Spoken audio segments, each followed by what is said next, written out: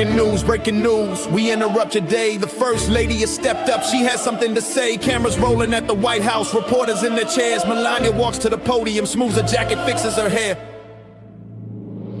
Good afternoon, she reads from her page. The rumors have been building up, it is time to turn the page. She says the lies must end today, she wants the record straight. She cleared her schedule just for this, she could not wait. The stories on the internet have gotten out of hand. Fake pictures, fake connections, none of them were planned. She says she never knew this man the way the tabloids say. She is here at the podium to clear it all away. She was never on the island, never on the plane. She is reading from her statement, letting nothing go unexplained. This is live from the White House, tune into the feed. The First Lady has the microphone and she has a lot to read. Never in the documents, never in the files. She has traveled many places, but not those particular miles. Breaking news this afternoon, the statement has been made. Melania at the podium, nothing will pull. Now she explains the party scene of New York City life. Back before she was the First Lady, back before she was a wife. She says that overlapping circles happen in that town. When you move in certain spaces, you will see folks around. Palm Beach had its gatherings, Manhattan had its nights. Seeing someone at a party does not mean you share their flight. She says she met her husband at a party in '98.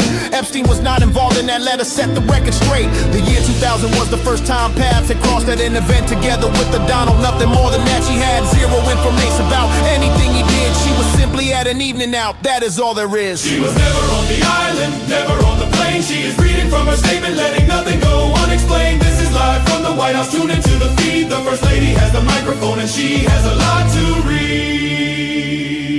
Now the anchor cuts to segment 2, the Maxwell email case. She addressed it in her statement with a very steady face. She said a polite reply to someone's note is nothing more than basic correspondence, not a scandal, not a score. A trivial exchange of words, a simple courteous line does not amount to any kind of sinister design. She wants you all to understand that etiquette is real. Replying to an email is a very standard deal. Her attorneys have been working, they have taken several wins. Several outlets had to issue public retractions for their sins. Apologies were issued, statements pulled from off the air. The legal team has been persistent, handling it with care. Her name has never appeared inside a court document. No depositions, no FBI files, no victim statements sent. She is not a witness, not accused, not in the case. She wants the public and the press to understand their place. The Congress should hold hearings, let the victims have to say, let the survivors testify in open court one day. She is calling for accountability, those who suffered harm, while standing at the podium with a very steady arm. She was never on the island, never on the plane. She is reading from her statement, letting nothing go unexplained. This is live from the White House, tune into the feed. The First Lady has the microphone and she has a lot to read.